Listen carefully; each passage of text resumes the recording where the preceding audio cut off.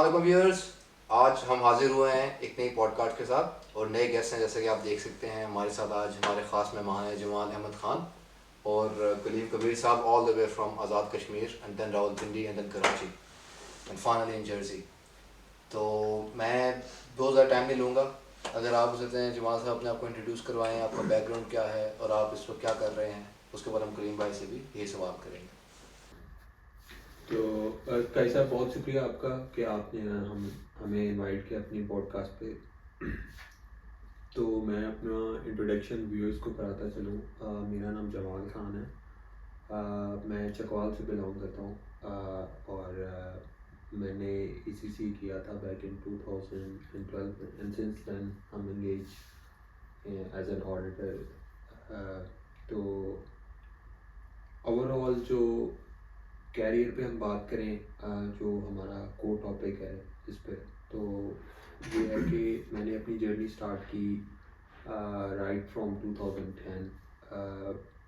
मैंने ACC start किया, ACCA फिर मैंने कंप्लीट किया 2012 में। उसके बाद मैं मुख्तलिफ काउंटिंग फर्म्स के साथ इंगेज रहा और उसके बाद जो है मैं मूव हुआ बैक इन 2020 में UK में, और UK में भी मैं एज एन ऑडिटर काम कर रहा हूँ।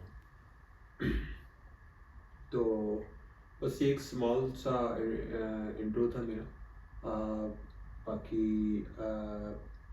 जिस कोर टॉपिक के लिए आपने हमें इनवाइट किया, मुझे कलीम को वेरी थैंकफुल, उसके ऊपर हम बात करेंगे after getting the intro from Kaleem. जी कलीम भाई।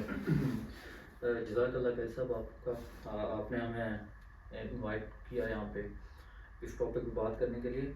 जहाँ तक मेरे इंट्रोडक्शन का ताल्लुक है, मैं बेसिकली आज़ाद कश्मीर से ताल्लुक़ रखता हूँ और मैंने अपना ACCA इस्लामाबाद से किया। उसके बाद डिलॉयट पाकिस्तान के साथ मैंने स्टार्ट किया अपना करियर।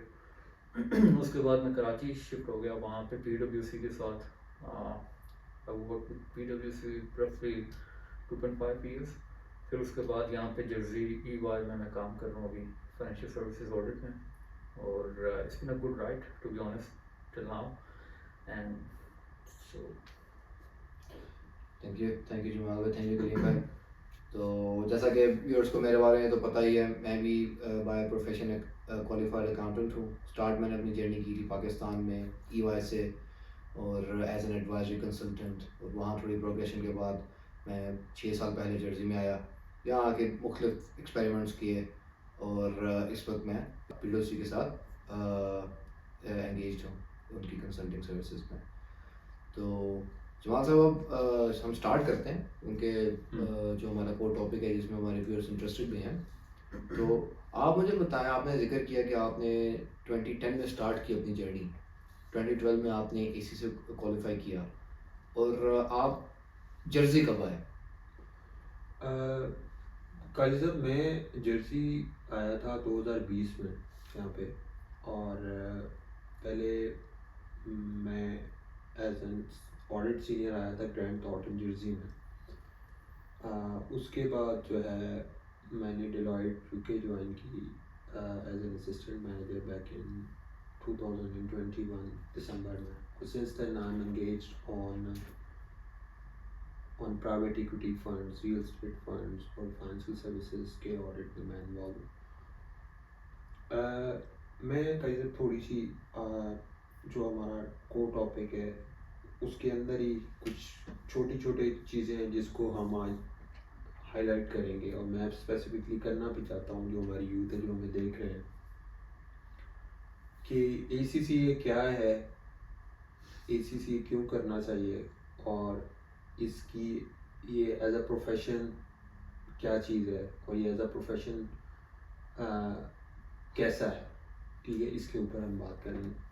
मैं बात करना चाहूँगा थोड़ी 4-5 मिनट का जो मेरे दिमाग में पॉइंट्स हैं वो जो है मैं करना चाहता हूँ।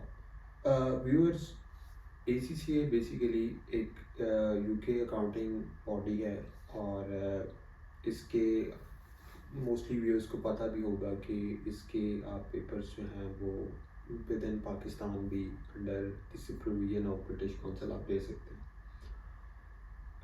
व्हाट आई रिकमेंड, अगर आप हाईली इंटरेस्टेड हो एक ऐसे कैरियर में जिसमें आप ग्रोथ भी चाहते हो, आप लर्निंग भी चाहते हो, और आप जो है थोड़ा बहुत आपके दिमाग में है कि आप थोड़े बहुत फाइनेंशियली स्टेबल भी होना चाहते हो, तो I think so it's a very good certification. I would highly recommend to my viewers के जो भी चाहिए। लेकिन जो की थिंग है, जो व्हाट आई हैव रियलाइज्ड, इसमें ACCA ले लें या CA ले लें, आप लोग विटनेस ये कर रहे होंगे कि इसमें मोस्टली बहुत ज़्यादा लोग इनिशियली इंडक्ट होते हैं बहुत सारे ट्यूशन सेंटर्स में पाकिस्तान में, लेकिन जो कोर मैंने देखा है, बहुत सारे स्टूडेंट ऐसे होते हैं जो कि बहुत ब्रिलियंट भी होते हैं, जिन्होंने FSC या AO लेवल्स में बड़े अच्छे ग्रेड्स लिए होते हैं, लेकिन स्टिल वो इतना प्रोग्रेस नहीं कर रहे होते ACCA या CA में। उसकी कुछ मेन वजह है जो कोर मैंने आइडेंटिफाई करी हैं, तो मैं एक्सप्लेन करना चाहता हूँ अपने व्यूअर्स को कि क्या चीज़ ज़रूरी है ACCA करने के लिए। ACCA करने के लिए जो सबसे मेन चीज़ इम्पॉर्टेंट है वो है आपकी इंटेंट और आपकी कमिटमेंट। ये एक ऐसा प्रोफेशन है व्यूअर्स, कोई भी प्रोफेशन आप ले लें, डॉक्टर्स, इंजीनियर, जब तक आप कमिटेड नहीं है, जब तक आप हार्ड वर्किंग नहीं है, जब तक आप इंटेंट शो नहीं करेंगे कि आपने इसको अचीव करना है, तो आई डोंट थिंक सो कोई भी जो भी बच्चे मैंने अपनी ज़िंदगी में देखे हैं जिन्होंने ACCA छोड़ा है या CA छोड़ा है, या वो इस प्रोफेशन में 3 से 4 साल लगाने के बाद छोड़े, उनमें मेजर जो डेफिशिएंसी थी वो यही थी कि उनकी इंटेंट नहीं थी, वो कमिटेड नहीं थे। वो जिसे कहते हैं ना भाई साहब, ऑन 2 कश्तियों पे सवार होना। एक वो कि वो क्या कर रहे हैं कि वो सोच रहे हैं कि मैं लम से MBA कर लूँ, मैं जो है वो IBA से MBA कर लूँ, मैं जी कोई और प्रोफेशन अडॉप्ट कर लूँ। मेरे बहुत सारे ऐसे दोस्त हैं जो अभी माशाल्लाह बड़े अच्छे एडवोकेट हैं, लेकिन उन्होंने स्टार्ट मेरे से ACCA से किया था। रीज़न ये थी कि उनमें वो इंटेंट नहीं थी, उनमें वो कमिटमेंट नहीं थी जो वो शो। ऑल्दो कि I was a very poor student honestly, लेकिन अगर जब तक आपकी कमिटमेंट नहीं होगी इस प्रोफेशन में, किसी भी प्रोफेशन में आप व्यूअर्स देख लें, जब तक आप कमिटेड नहीं हो उस चीज़ के साथ, you never been able to do this job. So पहली चीज़ तो ये होगी कि आपने कमिटमेंट। फिर अल्लाह ताला ने इंसान के अंदर एक ऐसी चीज़ रखी है, जब भी वो किसी चीज़ का इरादा करता है और अपने अल्लाह से रुजू करता है और मेहनत करता है, तो आई डोंट थिंक सो कि दुनिया में कोई भी काम मुश्किल है। आप इजीली, कुछ लोग 2 साल में करते हैं, कुछ लोग 3 साल में करते हैं। मैं ऐसे बंदों को जानता हूँ जिन्होंने 7-7 साल में भी ACCA कंप्लीट किया। अच्छा, ACCA करने के बाद मुझे सॉरी मैं थोड़ा सा given the detail, I think detail में चला you गया। deserve that. उसके बाद जो मैंने विटनेस की है, जो सबसे बड़ा प्रॉब्लम, मैं पाकिस्तान की बात करूँगा। पाकिस्तान में सबसे बड़ा मसला जो आता है ACCA CA स्टूडेंट्स को, वो ये होता है कि उसके बाद हर किसी का दिल ये चाहता है कि मैं बिग 4 में, ऑल्दो कि जाना भी चाहिए, एवरीबॉडी डिज़र्व कि उसने इतनी मेहनत की होती है, और वो चाहता है कि मैं अपनी जो one of the toppest world toppest accounting firms हैं उनमें अपना कैरियर स्टार्ट करूं। लेकिन अनफॉर्चुनेटली कुछ का नहीं भी हो सकता। कुछ लोग जो होते हैं वो अंडर 10 जो फर्म्स होती हैं उनमें भी ज्वाइन करते हैं। लेकिन आफ्टर कंप्लीटिंग दैट, अगर आप किसी भी फर्म में जाते हो अपने आर्टिकल्स के लिए, अपनी जो बेसिक ट्रेनिंग है, जो 3, 3.5, 4 साल वटेवर जो पीरियड है आपका, उसमें मैंने ये देखा है कि समहाउ कि जो बच्चे एक अंडर प्रिविलेज, जिनके पास बिग 4 का टैग भी नहीं होता, समहाउ मैंने मार्केट में ये देखा है कि वो बच्चे काफ़ी बेहतर होते हैं बिग 4 के बच्चों से। फिर वही आगे चीज़ आप डिपेंड करती है कि आप अगर अच्छी फर्म में भी हो तो आपकी इंटेंट क्या है। क्योंकि मैंने जैसे शुरू में कैसा बयान किया कि ये एक इतनी बड़ी लर्निंग कर्व है, इसमें हर साल आप सीखते हो, ठीक है।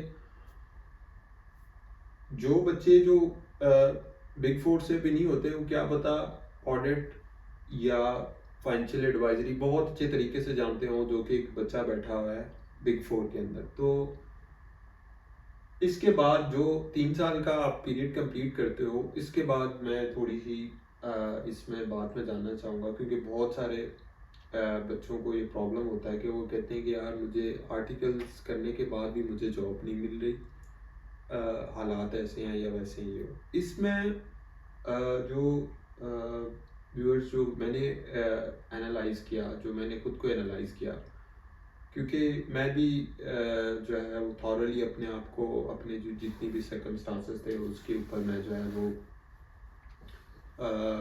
पॉन्डर होता, बड़ा डीपली थिंक किया कि यार मतलब क्या क्या ऐसी एसेंशियल स्किल्स हैं which could lead to get a job in UK, Middle East, कोई भी ऐसी कंट्री जहाँ पे आप सोच रहे हैं कि मैं मूव हूँ, या इवन दो इन पाकिस्तान। तो उसमें जो मेन चीज़ है काजी साहब, जो मैंने रियलाइज़ किया ओवर द पीरियड, आप 3 साल, आपके पास डिग्री भी है, आपके पास जो है वो रिक्वायर्ड एक्सपीरियंस भी है, but still you are not able to get a job. उसकी मेन वजह ये है कि आपने उस 3 साल के पीरियड में, ओवर द पीरियड, आपने कुछ सर्टेन इंस्टिंक्ट्स, स्किल्स आपने डेवलप नहीं किए अंदर, जो इस प्रोफेशन के लिए बहुत ज़्यादा ज़रूरी है, जो कि आपको, उसमें पहला तो है कम्युनिकेशन। कम्युनिकेशन में आप कह सकते हो लिंग्विस्टिक स्किल्स हैं, जैसे कि इंग्लिश हो गई, उसके अलावा जो है और वर्बल और रिटन स्किल्स आ गई, ठीक है, ये आपने मस्ट इम्प्रूव करनी है to get a job. Second thing है जो टेक्निकल नॉलेज है, वो डेफिनेटली बहुत ज़्यादा मैटर करता है किसी भी जॉब के लिए। आपने टेक्निकली बहुत ज़्यादा स्ट्रॉन्ग होना है। अगर ये दो चीज़ें आपके पास इनिशियली हैं ना, तो फिर जब आप मूव करते हैं टू टू अब्रॉड या किसी भी अदर कंट्री में, तो आई थिंक सो ये दोनों चीज़ें आपका पहला टूल होती हैं जो आपको ड्राइव करती हैं कि आप फ्लोट हो सकें उस मार्केट के अंदर, उस ऑर्गेनाइजेशन के अंदर। फिर बाकी जब भी आपको जॉब कोई भी मिलती है, मिडिल ईस्ट में मिले आपको, आपको यूके में मिले, आपको अमेरिका में मिले, तो द एम्प्लॉयर फर्स्ट 3 मंथ या 6 मंथ में एक्सपेक्ट आपसे यही करता है कि आप नए हो यहाँ पे, आप इस कंट्री में नए हो, तो वो थोड़ा बहुत आपको रूम मिलता है कि आप एडजस्ट करते हैं और जो है इसी तरह आप प्रोग्रेस करते हैं। तो बस ये 2-4 मोटी मोटी मेरी चीज़ें थी जो मैं चाह रहा था कि व्यूअर्स तक पहुँचे। थैंक यू जमाल भाई। मैं करीम भाई, एक बात आपने नोट की होगी, मैंने भी की है, और इस पे हम जमाल भाई से भी क्वेश्चन करेंगे, लेकिन ये मैं आपसे क्वेश्चन पोज करूंगा। जारी बात है, आप अपना जो भी आपके इनसाइट्स हैं वो शेयर करने के बाद, कि जमाल भाई ने जब भी जॉब की बात की, उन्होंने या यूएस या मिडल ईस्ट या यूके, या उन्होंने जनरल टर्म यूज की अब्रॉड। तो इसी से करके आप पाकिस्तान में क्या जॉब नहीं कर सकते? वेल आई थिंक पहले तो मैं आपकी ओपिनियन को, जितना भी जमाल भाई ने बोला, मैं उसको सेकंड करता हूँ, मैं एग्री करता हूँ टोटली कि आपकी जो कमिटमेंट है और द वे लाइक आपसे जो चीज़ एक्सपेक्ट की जाती है within ACCA, CA, ICW, I think broadly speaking about chartered accountancy, I think I would agree with whatever Jamal has said. दूसरा ये आपकी स्ट्रगल, ऑब्वियसली जमाल भी उसी फेज से गुजरा है समहाउ, मैं भी, आप भी, या कोई भी अगर ऐसा प्रोफेशन है जो ACCA में है, वो उसी एक टफ सिचुएशन से गुजर के कहीं ना कहीं पहुंचा है, या फिर वो अभी इस टाइम पे उस पीरियड से गुजर रहा है। तो आई थिंक जमाल ने ऑलरेडी जो है ना बहुत अच्छे तरीके से इस चीज़ को सम किया। तो मैं आपके इस सवाल की तरफ आना चाहूँगा कि पाकिस्तान में क्यों नहीं लोग प्रेफर करते, या उनको जॉब क्यों नहीं उस तरह मिल पाती। कई सब बात यह है कि आप ACCA कर लेते हैं पाकिस्तान में, जो पहला पॉइंट था जमाल का, जो उसकी डिस्कशन कर रहा कि आप हर कोई जानना चाहता है कि बिग 4 हो, डिलॉयट, PwC, KPMG, क्यों ओरिजिनली अगर देखा जाए तो वो आपको या तो लैंड करती है किसी इंटरनेशनल मार्केट में, व्हेन आई से इंटरनेशनल मार्केट, मिडल ईस्ट, आपका US, UK या anywhere in the world. Pakistan में लोगों की दो बहुत बड़ी रीज़न है जिसकी वजह से मुझे लगता है कि पाकिस्तान में जॉब का एक मसला है ACCS के लिए या फिर ICW। एक तो ये है कि वहाँ की ACCA या CA का एक बहुत बड़ा वो एक स्प्लिट है, और वहाँ पे ये एक एक्सपेक्टेशन बिल्ड की जाती है। आप अगर आप, क्योंकि आप भी मेरे ख्याल से उसी रूट से आए हैं कि ACCA करके बिग 4 में लैंड हुए। तो एक पीरियड पीछे आप जाएं, लेट्स सपोज 2 या 3, लेट्स से 4-5 साल पहले, वहाँ पे आप देखेंगे कि आपके ACCA होने से आपकी जो इंडक्शन है वो उतनी वो उस तरह से आपको कंसिडर नहीं करते थे बिग 4 में। आप इसको मोनोपोली कह सकते हैं या वट एवर, जो भी आप टर्म यूज़ करना चाहें, वो थी। तो ACCS को समहाउ एक चीज़ थी कि हमें शायद वो एक्नॉलेजमेंट या वहाँ पे रिकगनाइज नहीं किया जा रहा पाकिस्तान में। तो उनके लिए ये था कि क्योंकि वहाँ पे नहीं किया जा रहा, तो बेहतर ये है कि हम यहाँ से इंटरनेशनल, क्योंकि हम लोग एक इंटरनेशनल क्वालिफिकेशन में हैं, तो वाई नॉट कि हम एक इंटरनेशनल कंट्री में जाके जहाँ पे हमारी वो वर्थ हो या जो जितनी मेहनत से हम लोग आए हैं, वो वहाँ पे जाके हम अपने लिए फ्यूचर बिल्ड करें। क्योंकि पाकिस्तान में आज के, सॉरी टू से, अनफॉर्चुनेटली अभी आप देखें तो सीएस के भी कोई उतने पॉजिटिव इनसाइट नहीं आ रही है, आउटलुक नहीं आ रही है। आप देखें जॉब पर्सपेक्टिव, करियर वाइज या फर्म्स में या इंडस्ट्री में, तो वो नहीं है। तो आई वुड से कि इस वजह से भी ACCA, ICW या कोई भी CPA आप इंटरनेशनल बॉडी के साथ अगर कर रहे हैं, तो वो लोग प्रेफर ये करते थे कि हमें इंटरनेशनल मुल्क में ही जाना चाहिए जहां हमारी जो वर्थ है उसको रिकग्नाइज करें और वहां पे हम लोग एक अच्छा फ्यूचर बिल्ड कर सकें अपने लिए। I think that would be a best fit. सही। और अगर इसको मैं जमाल भाई के उस पॉइंट से मिला के देखूं तो I think it makes more sense कि अक्सर जो स्टूडेंट्स होते हैं या प्रोस्पेक्टिव ACCA या CA होते हैं, वो स्टडीज़ के ऊपर बहुत फोकस करते हैं, हार्ड वर्किंग होते हैं, समटाइम्स डिस्टिंक्शन भी लेते हैं, लेकिन वो सॉफ्ट स्किल्स को डेवलप नहीं करते। जो सॉफ्ट स्किल्स चाहिए होते हैं, जो आपको एक प्रोफेशनल कंडक्ट, एक प्रोफेशनल एनवायरनमेंट में डीलिंग्स के लिए चाहिए होंगे। तो और वो भी शायद एक वजह बनती होगी जिसकी वजह से अपेरेंटली आपके पास एक बहुत बड़ा पूल होगा ACCS का और इवन CS का, लेकिन उनमें से जब फिल्टरेशन होगी तो उसके अंदर वही लोग नॉर्मली आगे जाएंगे जो अपने साथ कुछ एडिशनल लेके आएंगे। ये बिल्कुल, आई थिंक पाकिस्तान एक ऐसा कंट्री जहाँ पे आपका इतना ज़्यादा कंपटीशन है कि अब बिग 4 की इंडक्शन की जब आप बात करेंगे तो आई वुड से आप अपने एक्सपीरियंस से, जमाल अपने एक्सपीरियंस से, एक 100 और 1000 के नंबर की आप आ रहे होते हैं, लेकिन आपकी जो सिलेक्शन है वो 60-70 वो इंडक्ट कर रहे हैं। तो वो जो कंपटीशन है उसके अंदर अगर आप कोई वैल्यू ऐड चीज़ लेके नहीं आ रहे अपनी उसमें पर्सनैलिटी में, I would say when I से personality, I think a complete package, your academics, आपकी CV, रिज्यूमे, व्हाटएवर, और आपकी जो ये एक्स्ट्रा स्किल्स हैं इन पे, तो अगर आपके पास वो पैकेज नहीं है जो कि उनको चाहिए, तो आई वुड से कि आप थोड़ा सा प्रॉब्लमेटिक जगह पे लैंड कर रहे होंगे। सही जी। जमाल भाई आप इसमें क्या कहेंगे? मैं कैसर जो आपने क्वेश्चन पोज किया कलीम भाई की तरफ, इसमें बस थोड़ा सा मैं ये ऐड करना चाहूँगा। पहले तो एज अ स्टूडेंट आपको क्लैरिटी होनी चाहिए कि आप अपना फ्यूचर कहाँ पे देख रहे हैं।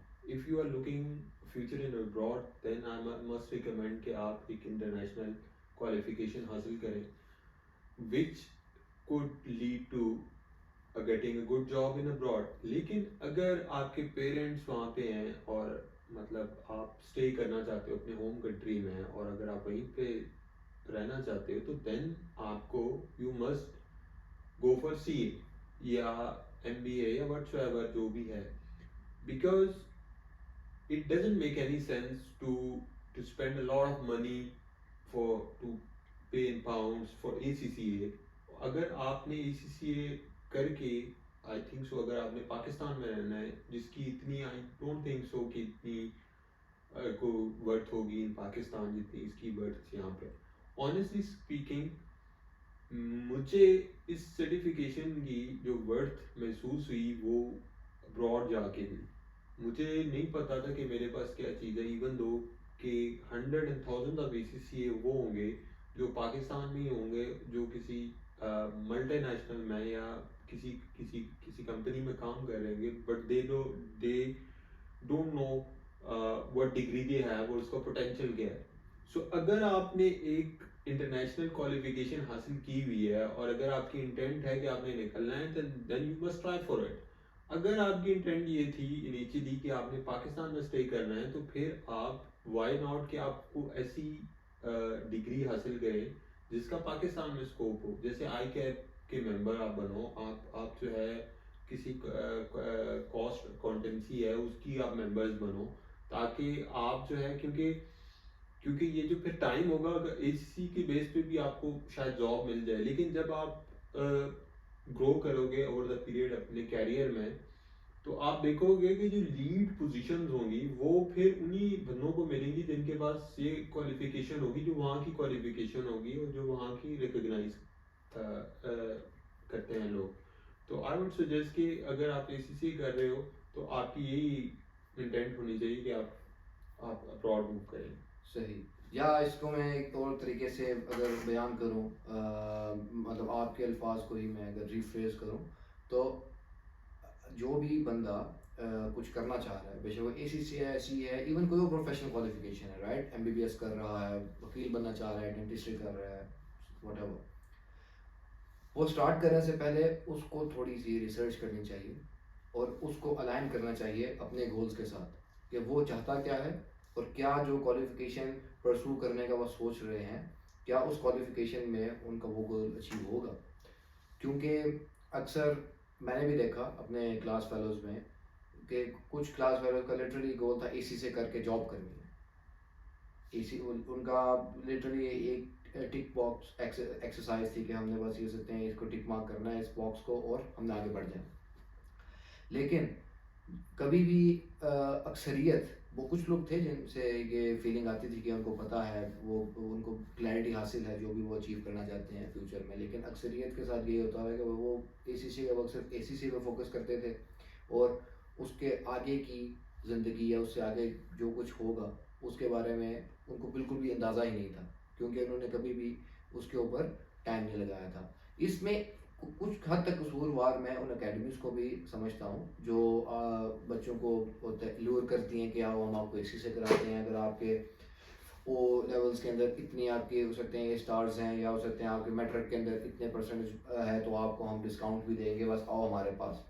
तो उनको ओरिएंटेशन या फेमिलियराइजेशन के कुछ कोर्सेज करवाने चाहिए पहले, जिसमें वो बताएं कि what is it for you, क्या आप हो सकते हैं अगर इसी से करेंगे तो उसके फ्यूचर प्रॉस्पेक्ट्स क्या हैं, उसके अंदर आपकी कहाँ कहाँ किस किस तरह से आपके हो सकते हैं करियर प्रोग्रेशन होगी, और अगर आपको एसीसी के अलावा कुछ और करने की ज़रूरत पड़ेगी बाद में तो वो भी क्या है, ताकि उनके सामने एक पूरी ट्रेजेक्ट्री हो डे वन पे कि हमने करना क्या। ज़ाहिर बात है डे वन पे आपको सब कुछ पता नहीं होगा, कुछ चीज़ें आपको एक्सपीरियंस से आती हैं, लेकिन स्टिल उनके कुछ हद तक अंडरस्टैंडिंग हो कि क्या जो क्वालिफिकेशन वो परसू करने जा रहे हैं क्या ये उनका अल्टीमेट गोल अचीव करने में मदद देगी।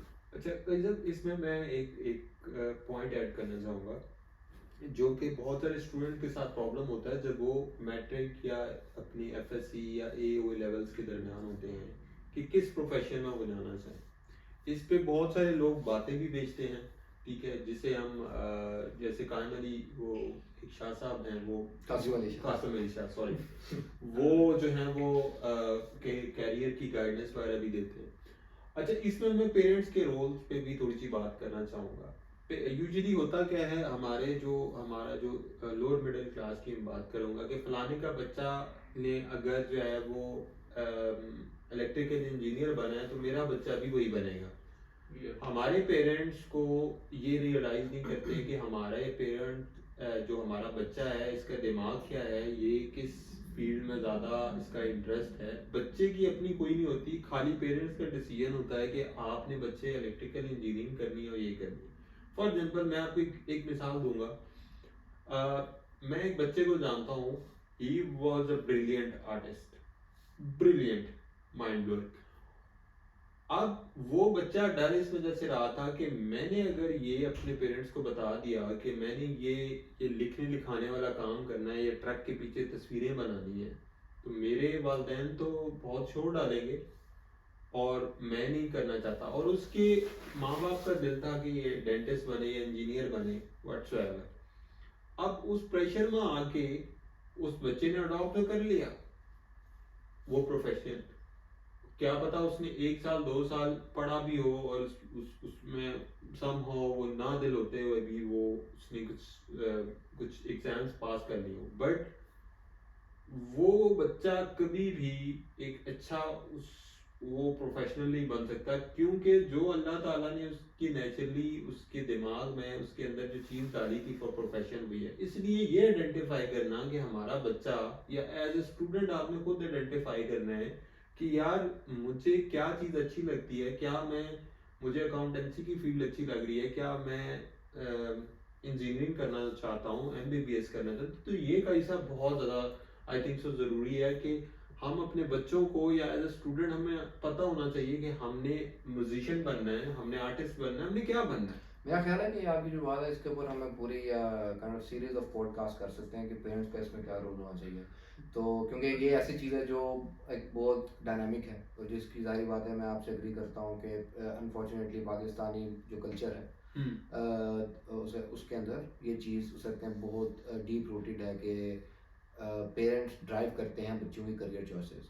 हाँ, वो लकी पेरेंट्स होते हैं जिसमें बच्चे भी उसमें एक्सेल करते हैं, बच्चों के अंदर अल्लाह ने वो टैलेंट दिया होता है बच्चे जैसे डॉक्टर के तो बच्चे डॉक्टर बनते हैं। हाँ, तो वो अपना, लेकिन अगर ऐसा नहीं है तो उसके अंदर जो पेरेंट्स को थोड़ा सा बच्चों को रूम देना चाहिए, बच्चों को इनफैक्ट वो कॉन्फिडेंस होना चाहिए कि मैं अपने पेरेंट्स से ओपनली बात कर सकता हूँ कि मैं कौन सा करियर परस्यू करना चाहता हूँ। मैं जानता हूँ अक्सर लोगों को कि उनका उन्होंने हो सकते हैं शुरू किया, पेरेंट्स के प्रेशर में आके एक चीज़ शुरू की, वो कुछ अरसे बाद उसमें नहीं चल सके। तो फॉर एग्जाम्पल अपने अकाउंटेंसी फील्ड में मुझे याद है कि एक बच्चा था, उसके अबू एक पाकिस्तान में एक फर्म के पार्टनर थे, तो उसने सीए स्टार्ट कर दिया पाकिस्तानी। कुछ अरसा गुजरा, उसे एहसास हुआ कि नहीं मैं सीए नहीं कर पाऊंगा, फिर उसने एसी से स्टार्ट कर दिया, उससे एसी से भी नहीं हुआ, फिर अल्टीमेटली इंजीनियरिंग में चला गया, जो कि एक्चुअली उसका पैशन था, जो वो शुरू से डे वन से अपने पेरेंट्स को कहता था कि मैंने इंजीनियरिंग करनी है, लेकिन उसके पेरेंट्स, उसके अब्बू, क्योंकि वो due to some business reasons right उसको प्रेशर करते थे कि आप नहीं सीए करो। और यहाँ पे एक बड़ी मिसकॉन्सेप्शन मुझे अचानक ख्याल आया है, उस मिसकॉन्सेप्शन का, पाकिस्तान में एसीसी और सीए को जनरली एक एकेडमिक क्वालिफिकेशन समझा जाता है। फॉर एग्जांपल वो समझ पाकिस्तान में ये तासुर दिया जाता है कि ये एक फुल फ्लेज्ड क्वालिफिकेशन है, हालांकि जैसा आपने इनिशियली कहा ये एक सर्टिफिकेशन है।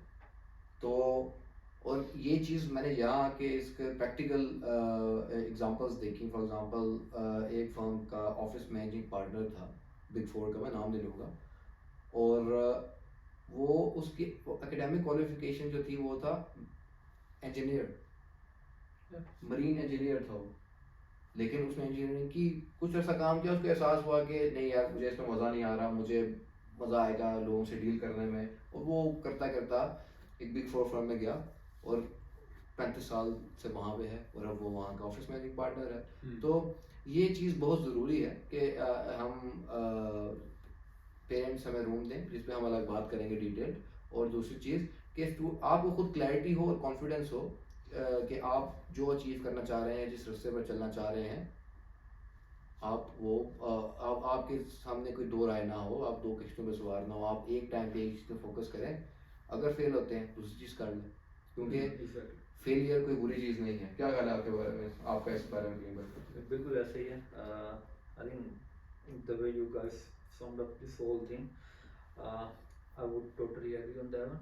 बस एक चीज़ जो ऐड करना चाहता हूँ इस चीज़ में, आप कह रहे हैं, आपने कहा कि हम लोग इस चीज़ के लिए डिफरेंट सेशंस कर सकते हैं कि ये चीज़ आइडेंटिफाई करना है, डिस्कशन करना कि किसकी एक रिस्पॉन्सिबिलिटी है बच्चों को उनके ट्रैक पे एक ट्रैक दिखाने के लिए कि these are the options based on your choices, like आप जो चाहते हैं अपनी ज़िंदगी में, आप कौन सी फील्ड में जाना चाहते हैं।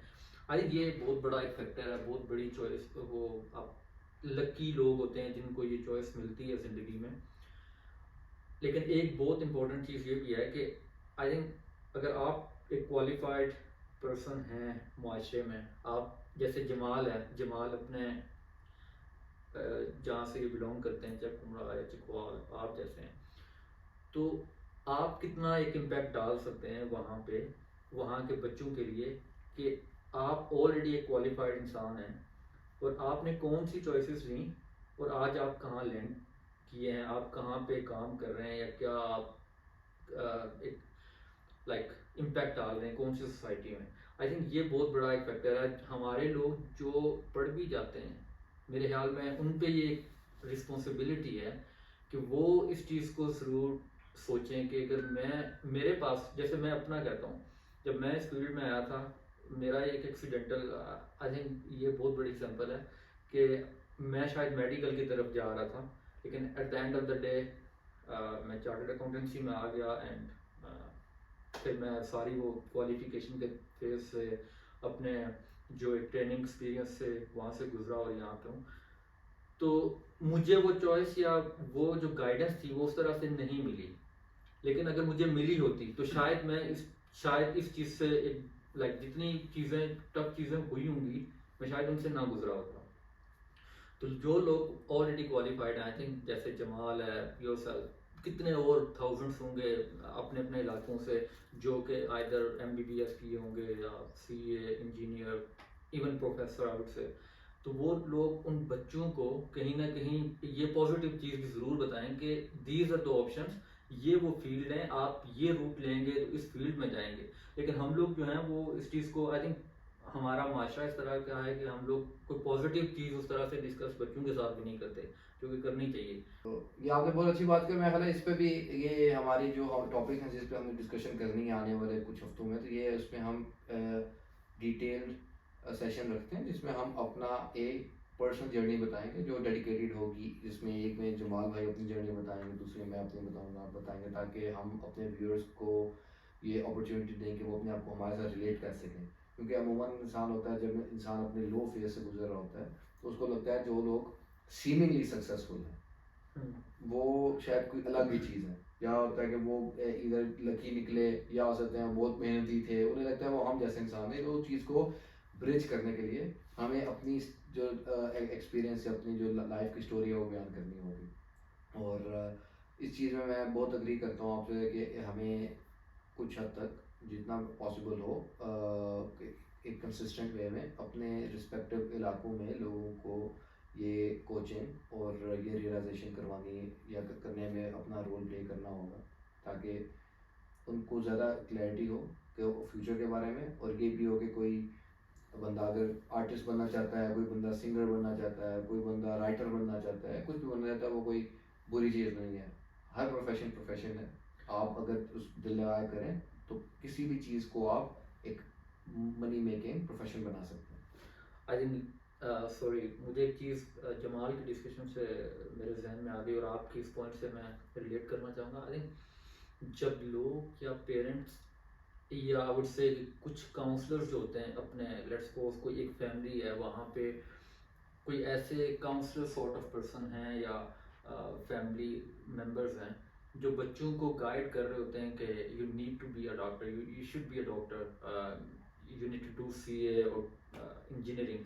आई थिंक सबसे बड़ी जो रीज़न है वो इसकी ये रीज़न है कि लोग पैसे को, मॉनेटरी टर्म्स को उन क्वालिफिकेशन के साथ टैग कर लेते हैं कि लेट्स सपोज अगर एक बंदा CA है या डॉक्टर है और वो अगर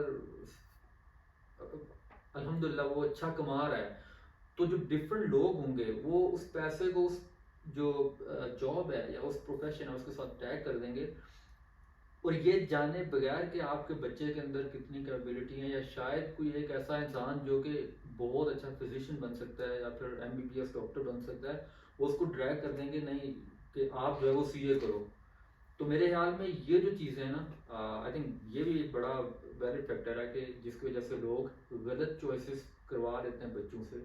वो ये भी है कि आप टैग कर लेते हैं, पेंडिंग कर लेते हैं सॉर्ट ऑफ। बिल्कुल, आई थिंक ये जिस तरह अभी बात की कि इसकी इसके अंदर वो बहुत एक अहम और बहुत हेल्पफुल साबित होगी अगर बच्चों को करियर पाथ स्टार्ट करते हुए बताया जाएगा ये जो भी करियर पाथ आपने चूज़ किया है इसकी प्री रिक्विजिट्स क्या हैं, इसके अंदर at the top of the academic bit आपको और कौन से स्किल्स चाहिए। फॉर एग्जाम्पल एक बच्चा इंट्रोवर्ट है, अब जो बात करना पसंद नहीं करता, अगर आप उसको वकील बना देंगे तो क्या करेगा, मतलब वो जाहिर बात है वो बेशक अपनी एग्जाम्स में वो टॉप करे, वो अच्छी ग्रेड्स लाए, टॉप क्लास स्टूडेंट हो, लेकिन जब वो प्रैक्टिकल लाइफ में जाएगा तो वो स्ट्रगल करेगा। या वो अपने आप को चेंज करेगा जो कि नहीं होना चाहिए, या हो सकते हैं अपना वो एक मीडियोकर सा लॉयर बन के रह जाएगा।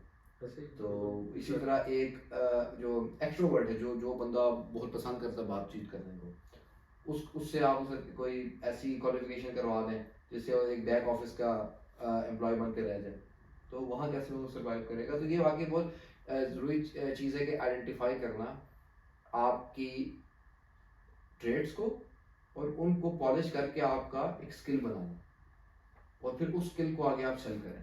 बिल्कुल। तो ये बहुत इंपॉर्टेंट चीज़ है। तो यार मैं ख्याल है बहुत फ्रूटफुल डिस्कशन हुई है, और जाहिर बात है रैंडम टॉक्स पेज का नाम है, तो ये रैंडम अनस्ट्रक्चर्ड डिस्कशन थी।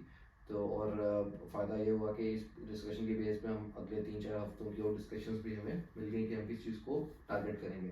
तो मैं यहाँ पे हम अपने दोनों गेस्ट से कंक्लूडिंग रिमार्क्स लूँगा कि उनकी कोई थॉट्स, कुछ ऐसी चीज़ें वो शेयर करना चाहते हैं जो हमने मिस की हो, और फिर हम अपने व्यूअर से इजाज़त लेंगे। जमाल भाई, पहले मैं आपसे स्टार्ट करता हूँ। आप काफ़ी देर के खामोश बैठे हैं, काफ़ी कुछ बयान करना चाह रहे होंगे। नहीं, जैसे आप लोग डिस्कस कर रहे हैं कि डिसीजन क्या होना चाहिए पेरेंट्स का या स्टूडेंट का, उसको क्या चूज़ करना चाहिए डिसीजन का। जैसा मैं जहाँ तक मैंने एनालाइज किया है, कोई भी डिसीजन, छोटे से छोटा डिसीजन जो होता है ना आपकी लाइफ में, उसका लॉन्ग टर्म इम्पैक्ट होता है। ठीक है, और ये तो आपकी ज़िंदगी का बहुत बड़ा डिसीजन है कि आप कौन से प्रोफेशन में जा रहे हैं। ठीक है, इधर आप choosing a doctor, engineering, writer, whatever, तो ये एक बहुत बड़ा डिसीजन होता है। इसके ऊपर एक पूरा एक थॉट प्रोसेस होना चाहिए। और जैसे आपने बात की कि उस बच्चे में इंस्टिंक्ट क्या है, उसके अंदर क्या कैपेबिलिटीज़ हैं, उसका ज़्यादा इंटरेस्ट किस चीज़ में है, वो क्या चीज़ें देखना पसंद करता है, इंट्रोवर्ट है, ये सारी चीज़ें आप एक शेल में लगा के फिर उसके बाद आप डिसीजन करें कि क्या करें। और मैंने जो points I think so discuss करने थे वो यही थे कि एक प्रोफेशन आपने कैसे चूज़ करना है, चूज़ करने के बाद क्या क्या चीज़ें आपको ज़रूरत हैं, उसके बाद क्वालिफिकेशन के बाद आपको क्या क्या चीज़ें इम्प्रूव करने की ज़रूरत है, और देन अल्लाह बेहतर करता है। हर इंसान का अल्लाह ताला ने रिस्क लिखा होता है, और वो उसको मुकर्रर वक्त पर अल्लाह ताला उसको ज़रूर वसीला बना देते हैं और उसके थ्रू उसको मिल जाता है। तो बस मेरे यही एंड पे रिमार्क्स थे। थैंक यू सो मच कि आपने इनवाइट किया अपने पॉडकास्ट पे, और मतलब हमें मौका दिया कि हम भी इस टॉपिक पे बात कर सकें। थैंक यू, आपने टाइम निकाला, और इंशाल्लाह नेक्स्ट वीक दोबारा हम बैठेंगे एक और टॉपिक पे। करीम भाई, अब आप बताएं कि एज एन ACCA अपने करियर में सक्सीड करने के लिए टॉप 5 कौन से फैक्टर्स होने चाहिए आपने? टॉप 5 आई थिंक अगर मैं इस चीज़ पे सोचूं तो मुझे लगता है कि सबसे पहले ऑब्वियसली जो कि सिग्निफिकेंट पार्ट है आपका, वो आपकी क्वालिफिकेशन है। और क्वालिफिकेशन के लिए आपका डेडिकेशन, उसके बाद एक रेजिलिएंट आपके अंदर, आपकी पर्सनालिटी में होना चाहिए रेजिलिएंट। उसके अलावा उससे कि आपकी जो कम्युनिकेशन स्किल्स हैं वो आपको, you need to build them. क्योंकि जैसे जमाल ने शुरू में ये बात मेंशन की थी, आपके लिए तभी सारे डोर्स ओपन होते हैं। आपके पास you will have certification, work exposure in a way, लेकिन अगर आप कम्युनिकेट नहीं कर पा रहे तो you be like you will be end up doing mediocre jobs, to be honest, in a way. तो I think these are the key traits जो कि आपके अंदर होने चाहिए: डेडिकेशन, रेजिलिएंट, एंड आपका एक उसके बाद qualification, communication skills. These are the key trades. Thank you. तो मैं लगा ये एक ऐसी चीज़ है जिसमें हमारे व्यूअर्स, स्पेशली जो पोटेंशियल ACCA या CA whatever potential professional accountants हैं, वो इंटरेस्टेड होंगे। तो जिस तरह आपने बताया कि सारी बात, पहली चीज़ क्वालिफिकेशन, कम्युनिकेशन कम्युनिकेशन स्किल्स, और डेडिकेशन, कमिटमेंट और रेजिलियंस, ये चीज़ें हैं जो कुछ हद तक आप अब ड्यूरिंग योर क्वालिफिकेशन ही सीखते हैं, और फिर आपको चाहिए कि आप इनको फर्दर पॉलिश करें। और वो कहते हैं ना कि नेवर सेटल, कि आप अगर आप कभी भी रिलैक्स ना हो, कभी भी ये ना हो कि आप अपने कंफर्ट जोन में पीछे चले गए हैं आराम से, क्योंकि आप जब तक अपने कंफर्ट जोन से नहीं निकलेंगे, जिसके लिए आपका रेजिलेंट होना बहुत ज़रूरी है। क्योंकि अगर आप रेजिलेंट नहीं हैं, कंफर्ट जोन से निकलेंगे, आप पे प्रेशर आएगा, आप वापस अपने जोन में चले जाएंगे। बिल्कुल ऐसे ही। तो अपने कंफर्ट जोन से निकलना, just like any other thing, बहुत ज़रूरी है। इस आई थिंक ये आपने जो रेजिलिएंट का last point from my side to be honest, resilient की वो जो बात आपने की कि you need to come out of your shell, और उस एक बॉक्स से आपने बाहर निकलना है। अब जैसे मैं कहूँगा कि आप अपने एक पाकिस्तान से छोड़ के आप दूसरे कंट्री में आ रहे हैं, आपका जो लैंग्वेज बैरियर है that is still there right, और फिर आप नए लोगों में, नए इन्वायरमेंट में अपने आप को, वो जो आप एक करियर बिल्ड करके आए थे अपने दिमाग में, वो आप प्रैक्टिकली बिल्ड कर रहे हैं। तो ये चीज़ आपको with the passage of time gradually अपने अंदर बिल्ड करनी होती है कि आप इस करियर में सक्सेसफुल होने के लिए आप ये चीज़ें जो हैं ये बिल्डिंग करते रहते हैं विद द पैसेज ऑफ आपका करियर।